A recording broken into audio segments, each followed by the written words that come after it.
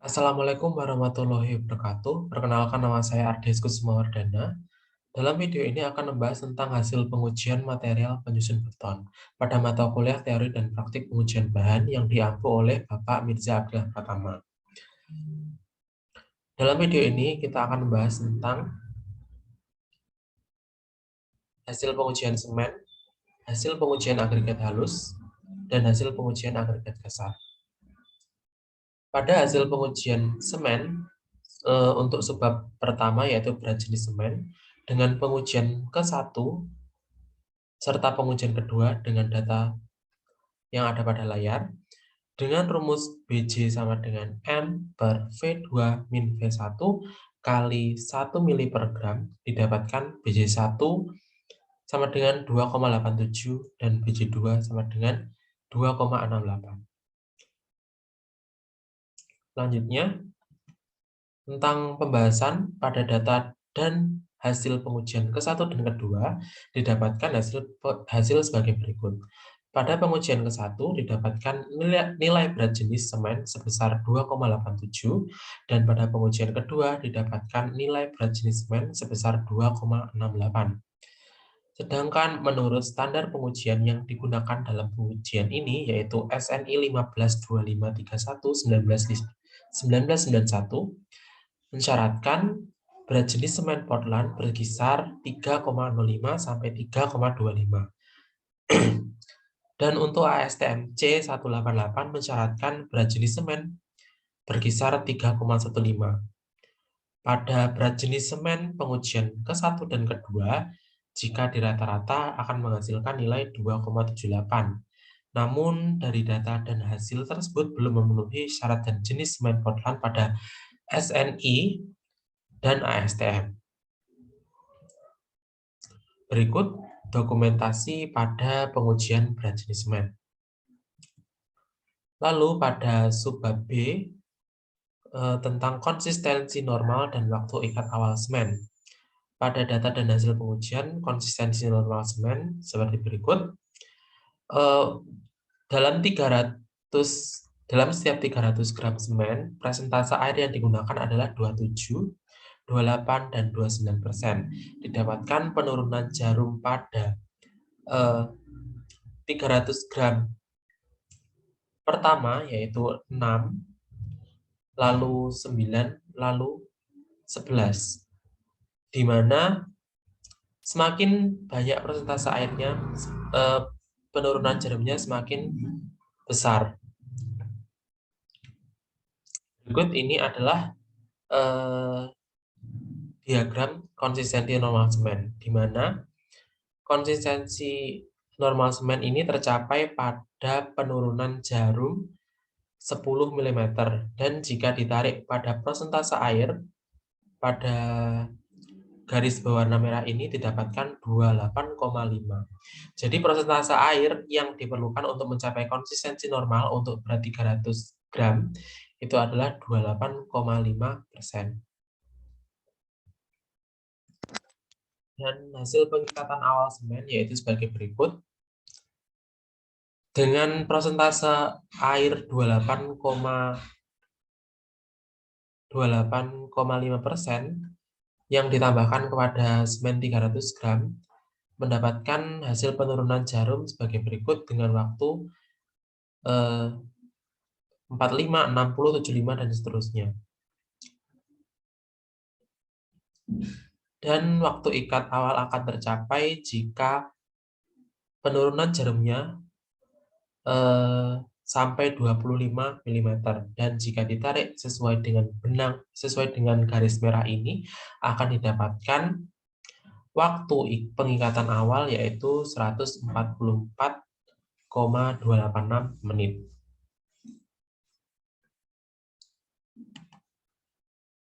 Jadi konsistensi normal semen digunakan untuk menentukan berapa jumlah air yang digunakan untuk semen mencapai dalam keadaan plastis. Konsistensi normal tercapai bila penurunan jarum piket sebesar 10 mm seperti yang grafik yang sebelumnya. Setelah pengujian konsistensi normal dilakukan, maka akan didapatkan hasil persentase air yang sesuai untuk melanjutkan pada pengujian pengikatan awal semen. Waktu pengikatan awal ditentukan jika penurunan telah mencapai 25 mm. Dari pengujian konsistensi normal dan waktu ikat awal didapatkan hasil data sebagai berikut. Jadi persentase air untuk konsistensi normal yaitu 28,5%, sedangkan waktu ikat awal pada menit 144,286. Jadi waktu pengikatan awal untuk segala macam semen tidak boleh kurang dari 1 jam.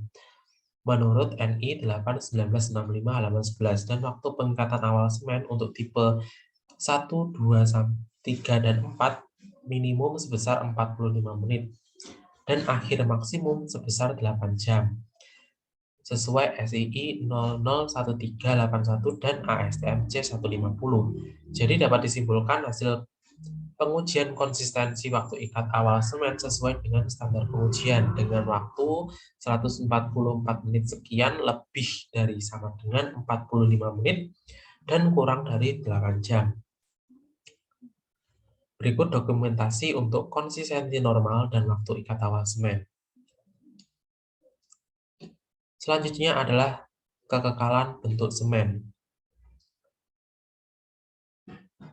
di mana semen di sini dilakukan pengujian dengan direbus dengan air mendidih tentunya selama 3 jam. Jadi akan didapatkan apakah ada perubahan diameter, tebal, dan perubahan saat diamati dengan visual. Jadi ternyata untuk perubahan diameter tidak terjadi sama sekali, begitu juga dengan perubahan tebalnya. Juga tidak ada retak, tetapi warna yang didapatkan lebih putih dalam pengamatan visual. Terdapat juga pori-pori dan semen setelah direbus setelah direbus selama 3 jam tidak mengalami rapuh atau retak sama sekali. Jadi pada data dan hasil pengujian didapatkan bahwa diameter awal dan akhir memiliki nilai yang sama yaitu 110 mm dan tebal awal dan akhir juga memiliki nilai yang sama yaitu 15 mm setelah direbus selama 3 jam. Terdapat juga perubahan fisik, diantaranya terjadi perubahan warna yang semula abu-abu gelap menjadi lebih putih dan adanya pori-pori pada penampang kue bagian bawah serta pada dinding kue. Setelah direbus selama 3 jam tidak ditemukan retak atau rapuh mengacu pada standar pengujian ASTM C151 yang mensyaratkan bahwa perubahan fisik atau pemuaian semen yang diizinkan adalah 0,11 sampai 0,94%. Menurut SNI 15/2049/2004 mensyaratkan pemuaian maksimal yang terjadi adalah 0,80%. Jadi berdasarkan standar pengujian tersebut, jika dibandingkan dengan data yang tadi, walaupun tidak diketahui secara pasti pemuaiannya sebesar berapa persen, namun jika dilihat dari diameter dan tebalnya tidak terjadi perubahan, maka dapat dikatakan telah memenuhi syarat. Lalu standar pengujian kedua yaitu kue tidak menampakkan peristiwa-peristiwa kerja yaitu retak, patah, dan perubahan bentuk lainnya. Menurut PBINI 8/1965 halaman 11 dan SKSNI 5045/1989F. Dari hasil pengamatan visual hanya didapatkan perubahan fisik berupa perubahan warna saja dan terdapat pori-pori yang memang sudah ada saat sebelum direbus. Berikut dokumentasi pada kekekalan bentuk semen. Lalu pada subbab kehalusan butir semen didapatkan tabel seperti berikut, yaitu pada saringan nomor 100 berat semen tertahannya yaitu 20,1 dan nomor 200 berat tertahannya yaitu 6. Persentase butir tertahan semen dengan rumus perhitungan yang ini didapatkan pada saringan nomor 140,2 dan nomor 212. Untuk angka kehalusan semen yaitu dengan rumus berikut ini didapatkan pada saringan nomor 159,8% dan nomor 288%. Di mana Berat semen total mula-mula itu adalah 50 gram. Jadi dari data dan hasil pengujian didapatkan angka kehalusan semen, yaitu pada saringan nomor 100 memiliki angka kehalusan 59,8% dan pada nomor 200 memiliki angka kehalusan 88%. Semen yang tersisa berada di PAN memiliki angka kehalusan 62,6%. Namun terdapat beberapa faktor yang menjadi indikasi mengapa terdapat semen yang terdapat pada saringan nomor 100 dan 200. Faktor tersebut diantaranya diduga karena salah satunya adalah kelembapan udara.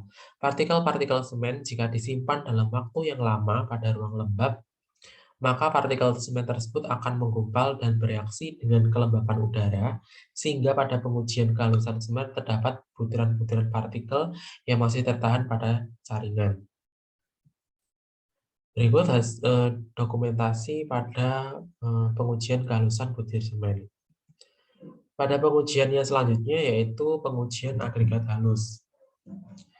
Pada subbab kandungan lumpur agregat halus dengan data dan hasil pengujian yang dapat diamati pada layar ini, terdapat dua cara yaitu cara kocokan dan cara cucian. Pada cara kocokan didapatkan kandungan lumpur sebesar 4,21%. Pada cara cucian dilakukan pengujian sebanyak 2 kali. Kandungan lumpur pada pengujian pertama cara cucian yaitu 6,5%, sedangkan pengujian kedua kandungan lumpurnya 55%. Dari pengujian 1 dan pengujian 2, jika di rata-rata kandungan lumpur rata-ratanya adalah 6%. Data dan hasil pengujian kandungan lumpur sebagai berikut. Untuk cara kocokan, persentase lumpurnya seperti yang tadi 4,21%. Cara cucian persentase kandungan lumpur rata-ratanya pada pengujian 1 dan kedua sebesar 6%. Menurut PBI 1971 NI 2 pasal 33 mensyaratkan agregat halus tidak boleh mengandung lumpur lebih dari 5% terhadap berat keringnya. Sedangkan ASTM C117 dan ASTM C142 mensyaratkan kandungan lumpur pada agregat halus tidak boleh melebihi 0,1%. Maka dari data dan hasil pengujian, cara kocokan telah memenuhi syarat PBI tetapi tidak pada ASTM. Namun pada cara cucian, pada pengujian 1 dan 2 tidak memenuhi standar PBI dan ASTM.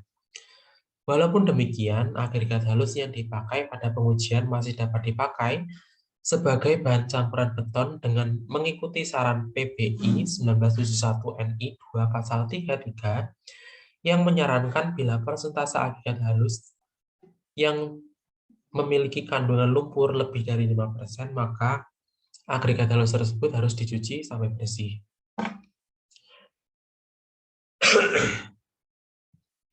Lalu pada dokumentasi kandungan lumpur agregat halus sebagai berikut.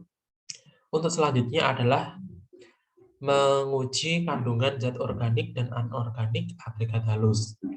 Pada data dan hasil pengujian, didapatkan tinggi endapan yang mengindikasikan adanya kandungan zat organik dan anorganik yaitu 8%, dan adanya perubahan larutan NaOH yang awalnya putih keabu-abuan menjadi coklat kekuningan.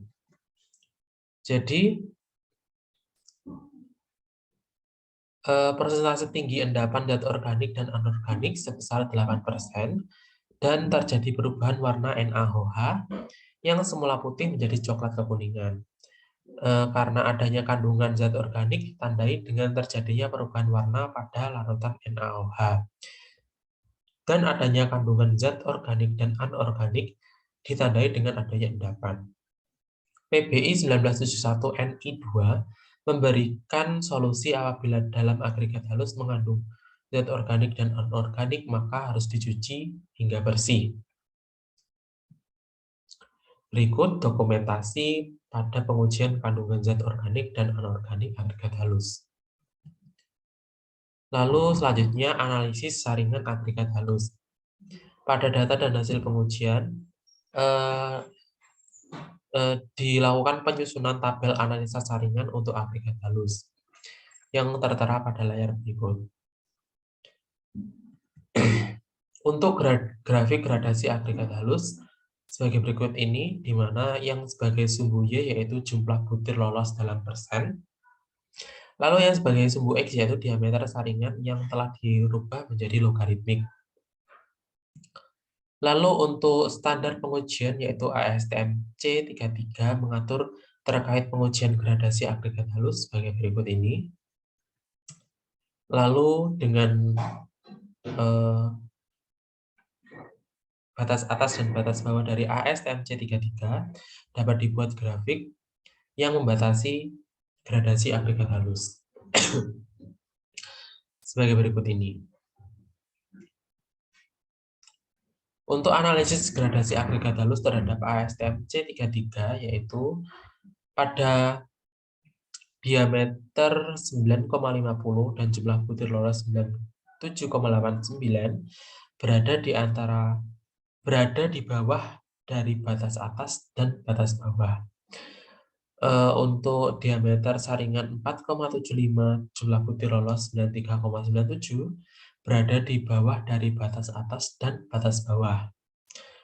Dan selanjutnya dapat teman-teman amati pada tabel berikut ini.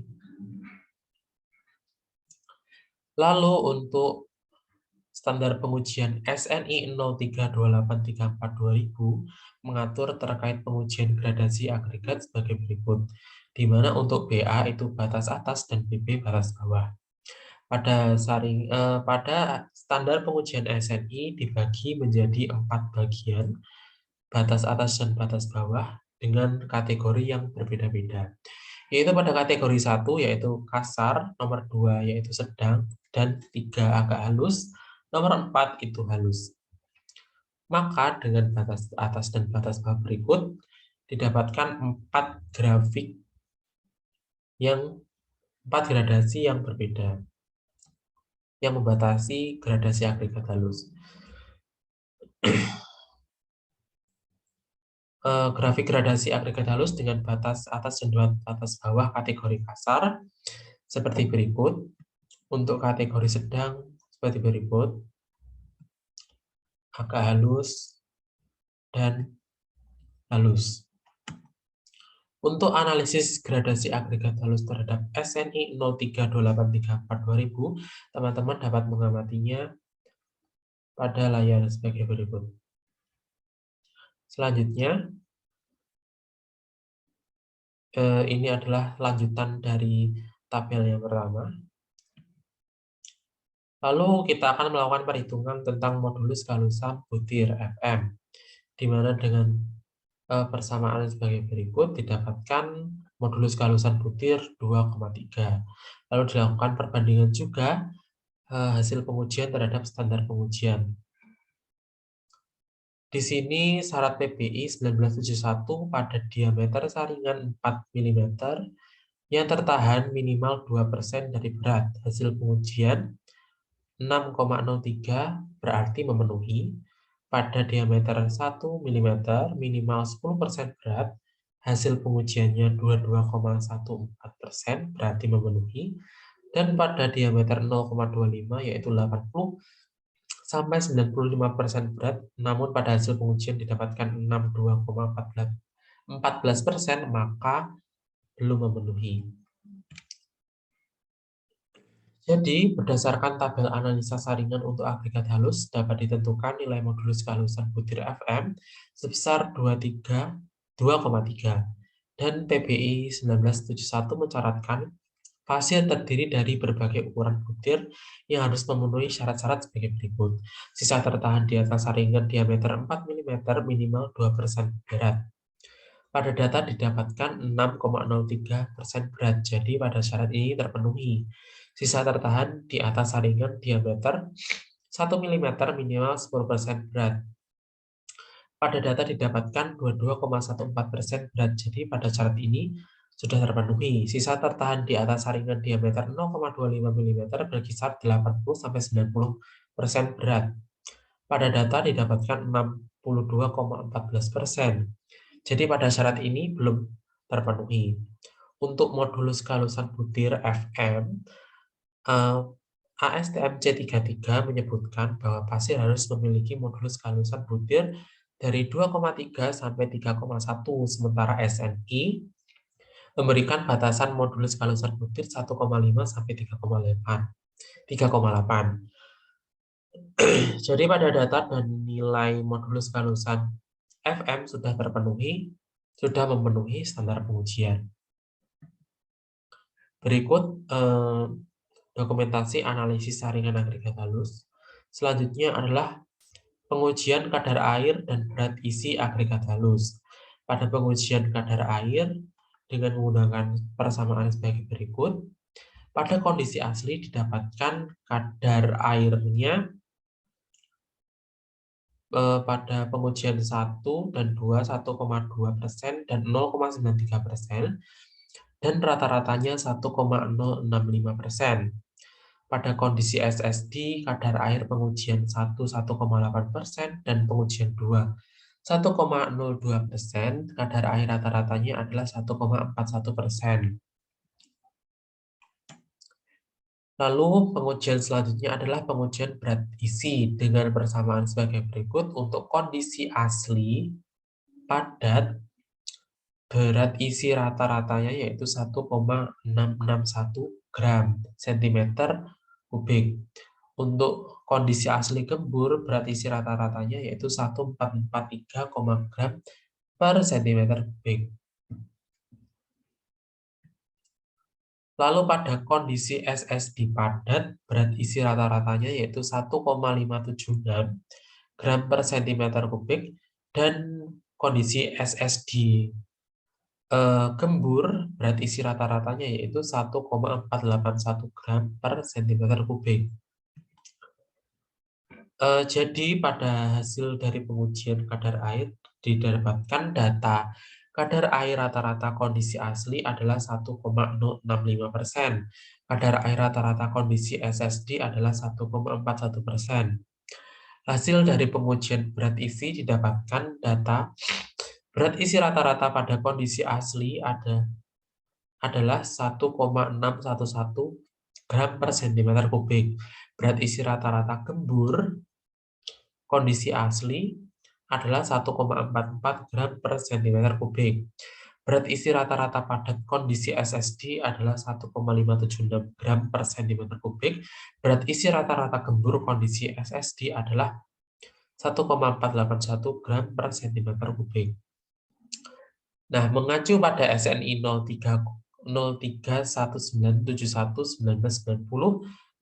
membatasi kadar air agregat halus berkisar antara 1 sampai 2% dan berat volume kering 1,2 sampai 1,75 gram per cm kubik. Maka untuk kadar air kondisi asli dan SSD telah memenuhi standar pengujian. Berat isi rata-rata padat dan gembur kondisi asli serta berat isi rata-rata padat dan gembur kondisi SSD juga telah memenuhi standar pengujian.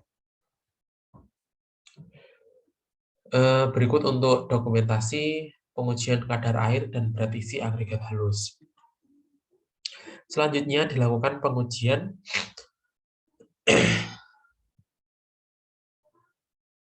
berat jenis agregat halus. Menggunakan persamaan berat jenis yang sebagai berikut ini, didapatkan berat jenis pada kondisi asli berat pasir rata-ratanya yaitu 2,3, dan pada kondisi SSD berat pasir rata-ratanya yaitu 2,013. Pada data dan hasil pengujian didapatkan data sebagai berikut. Jadi pada kondisi asli jenis pasir rata-ratanya adalah 2,303. Pada kondisi SSD berat jenis pasir rata-rata adalah 2,013. Berdasarkan SNI 1970-2008 dan ASTM C128, mensyaratkan bahwa berat jenis agregat halus berkisar antara 2,4 sampai 2,9. Maka dapat disimpulkan berat jenis rata-rata kondisi asli maupun SSD belum memenuhi standar pengujian. Berikut dokumentasi untuk pengujian berat jenis agregat halus. Lalu untuk pengujian material penyusun beton yang terakhir, yaitu pengujian agregat kasar. Pada subbab kandungan lumpur agregat kasar, data dan hasil pengujian sebagai berikut. Jadi,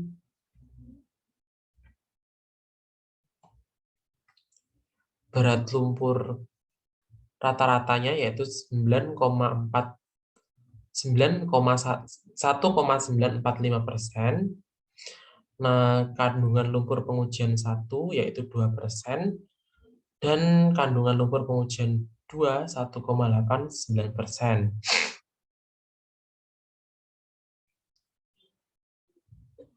Untuk pembahasannya sebagai berikut. Jadi tujuan dilakukannya pengujian kandungan lumpur agregat kasar adalah untuk menentukan kadar lumpur yang terkandung dalam agregat kasar, sekaligus dapat dilakukan perbandingan data pengujian kandungan lumpur agregat kasar terhadap standar pengujian.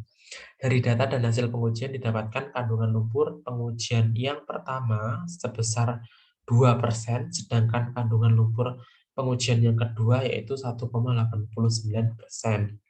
Sehingga didapatkan hasil kandungan lumpur rata-ratanya yaitu 1,945% yang tadi disebutkan.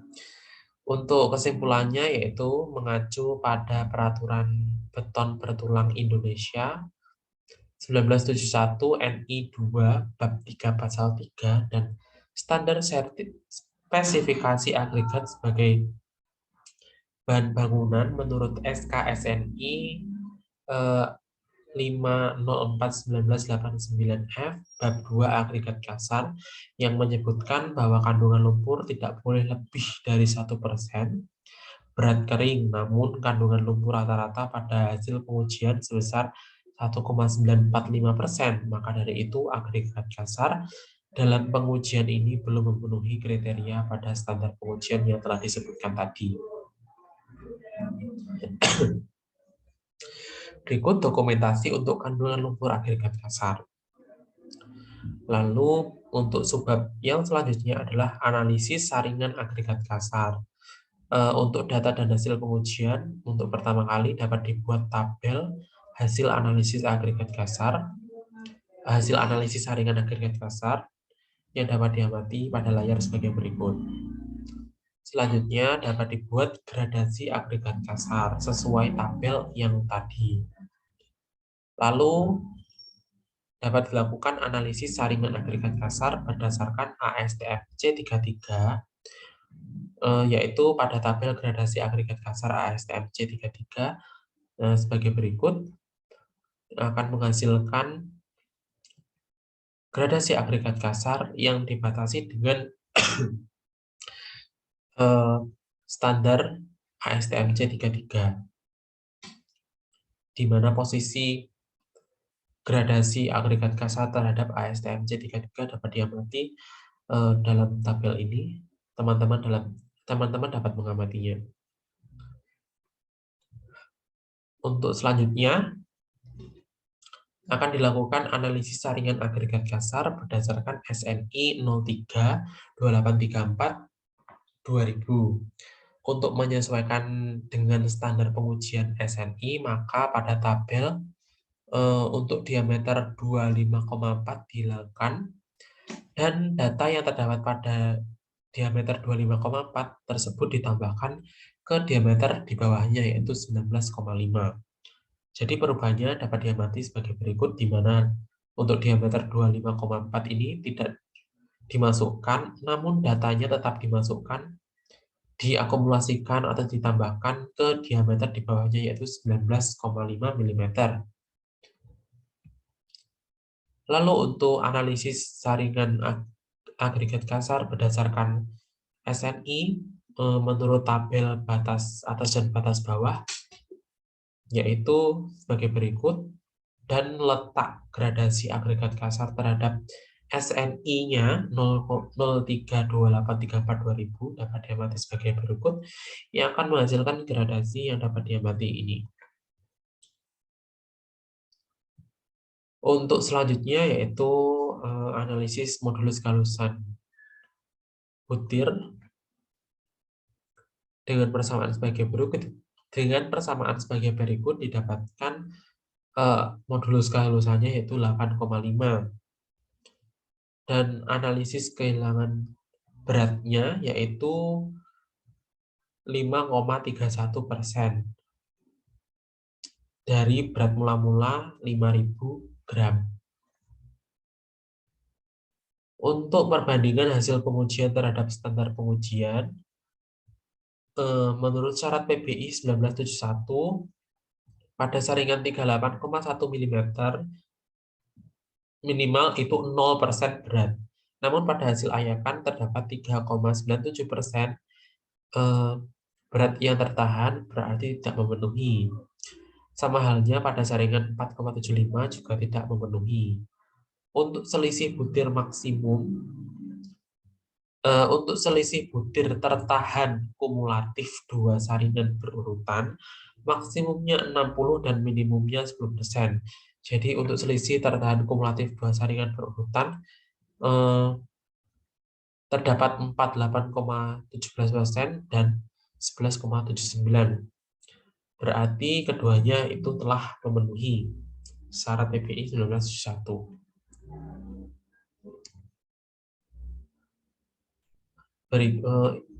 Untuk evaluasinya sebagai berikut.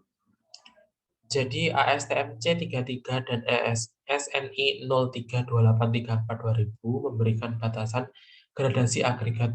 Dengan adanya batasan gradasi tersebut akan diketahui jumlah butir lolos yang tepat berada di antara batasan dan tidak di antara batasan tersebut. Gradasi agregat kasar yang berada di antara batasan ASTM C33 adalah pada saringan diameter 19,5, 12,7, 9,5, 4,8, dan sedangkan yang berada di antara batasan SNI 0328342.000 adalah saringan berdiameter 38,1, 19,5, 4,8.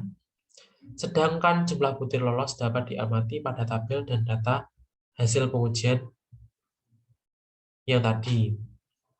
Pada PBI 1971 mensyaratkan jumlah agregat tertahan pada saringan diameter 38,1% adalah 0% dan diameter 4,75 antara 90 sampai 98%. Dan juga mensyaratkan selisih butir tertahan kumulatif dari dua saringan berurutan maksimumnya adalah 60% dan minimumnya 10%. Namun pada data dan hasil pengujian yang memenuhi syarat PBI 1971 adalah selisih butir tertahan kumulatif dua saringan berurutan yang maksimumnya didapat 48,17% dan minimumnya 11,79%. Untuk modulus kalusan butir, PBI 1971 memberikan kisaran 6 sampai 7,1 pada data dan hasil pengujian modulus kalusan butir yang didapatkan sebesar 8,5 sehingga tidak memenuhi syarat tersebut. Berikut dokumentasi untuk analisis saringan agregat kasar. Untuk kadar air dan berat isi agregat kasar pada data dan pengujian, yaitu pada pengujian kadar air dengan persamaan berikut, didapatkan kadar air rata-rata 0,854% untuk kondisi asli. Pada kondisi SSD, kadar air rata-ratanya 1,596%. Pada pengujian berat isi dengan persamaan berikut, kondisi asli padat, berat isi rata-ratanya 1,479 gram per cm kubik. Pada kondisi asli gembur, berat isi rata-ratanya 1,296 gram per cm kubik. Pada kondisi SSD padat, berat isi rata-ratanya 1,505 gram per cm kubik. Pada kondisi gembur, berat isi rata-ratanya yaitu 1,324 gram per cm kubik. Jadi pada data dan hasil pengujian didapatkan data sebagai berikut yang telah saya sebutkan tadi. Jadi kesimpulannya, menurut SNI 03/1971-1990 memberikan batasan kadar air agregat kasar maksimal 3%. Namun pada data dan hasil pengujian didapatkan bahwa kadar air rata-rata kondisi asli adalah 0,854%, sedangkan kadar air rata-rata kondisi SSD 1,596%. Maka pada pengujian tersebut agregat kasar yang diuji telah memenuhi standar pengujian. Berikut adalah dokumentasi pada pengujian kadar air dan berat isi agregat kasar. Pada pengujian subbab terakhir untuk pengujian agregat kasar, yaitu berat jenis agregat kasar, pada data dan hasil pengujian, untuk berat jenis agregat kasar kondisi asli, berat jenis rata-ratanya 1,576. Pada kondisi SSD, berat jenis rata-ratanya 1,654. Dan pada SNI 1969-2008 mensyaratkan bahwa berat jenis agregat kasar adalah 2,4 sampai 2,9, namun pada data dan hasil pengujian belum memenuhi standar pengujian, di mana rata-rata berat jenis pada kondisi asli 1,576 dan kondisi SSD 1,654 belum memenuhi SNI 1969-2008 yang memberikan persyaratan 2,4 sampai 2,9 untuk berat jenis agregat kasar. Berikut ini adalah dokumentasi untuk berat jenis agregat kasar. Nah, itu adalah presentasi dari hasil pengujian material penyusun beton. Sekian, terima kasih. Wassalamualaikum warahmatullahi wabarakatuh.